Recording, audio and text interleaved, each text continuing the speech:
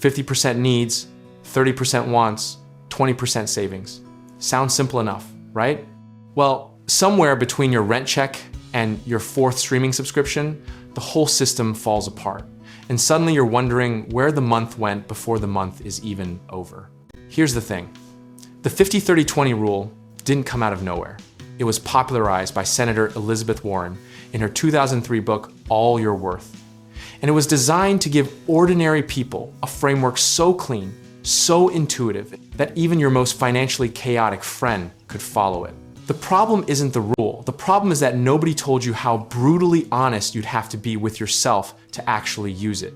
Let's break it down before we break you down. 50% of your take-home pay goes to needs, the non-negotiables, the life stops if I don't pay this category. Things like housing, utilities, groceries, transportation, and minimum debt payments. 30% goes to wants, which is where things get slippery, because somehow a gym membership you never use and daily lattes have quietly colonized this entire section.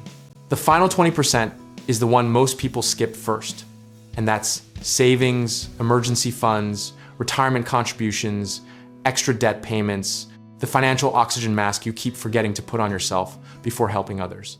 The cruel irony is that the 20% feels optional right up until the moment it becomes the most urgent thing in your entire life. Now here's where the mood shifts.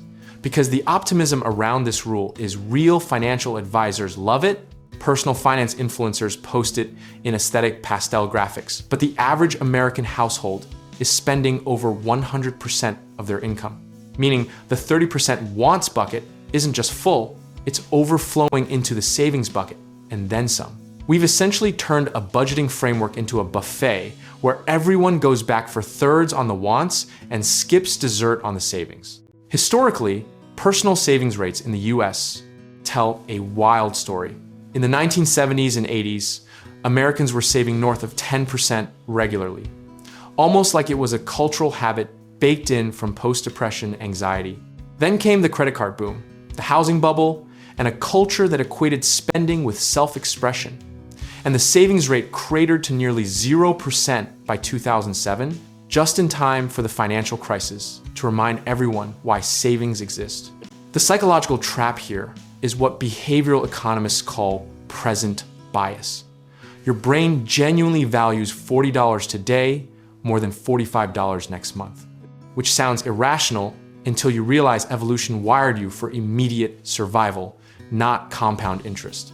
Every time you swipe a card, your dopamine system whispers, treat yourself. And your future self, quietly trying to retire someday, doesn't get a vote. One common misconception is that this rule only works if you make a lot of money. But that's the beauty of percentages they scale. Someone making $3,000 a month and someone making $10,000 a month can both apply the exact same ratio, because it's not about the size of the pie, it's about how you cut it. Another myth worth torching immediately is that needs is a generous category. It isn't. And that's actually the point. If your housing costs alone are 60% of your take-home, the rule isn't broken. Your cost structure is. And that's a signal to either increase income, reduce housing expense, or ruthlessly cut wants until you rebalance. So what do you actually do with this? Start by tracking 3 months of real spending, not aspirational spending, not what you wish you spent, but the actual, honest, sometimes embarrassing truth of where the money goes. Once you see the data, categorize it ruthlessly. Subscriptions are wants, not needs. Dining out is a want, not a need. And yes, that therapy shopping after a hard week counts as a want, even if it felt medicinal. Then you adjust. If your needs genuinely exceed 50% because of where you live or your income level, compress the wants category first before you ever touch savings. The discipline isn't in achieving the perfect split on day one. It's in making intentional, directional progress every single month, reviewing, recalibrating, and refusing to be defeated by one bad month. The philosophical layer here is actually the most important one. This rule isn't really about money. It's about making your values visible through your spending. When your budget reflects what you actually care about rather than what Amazon's algorithm suggests you care about, something quietly powerful shifts in how you relate to money altogether. Consistency beats perfection every single time in personal finance. And the 50-30-20 rule is a framework, not a commandment. Bend it, adjust it, make it yours, but never abandon it entirely just because one month got messy. The goal isn't a perfect budget. It's a life where your money moves with intention rather than anxiety.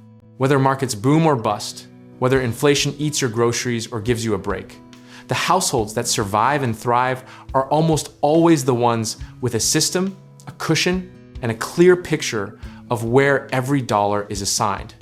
You don't need to be a financial genius.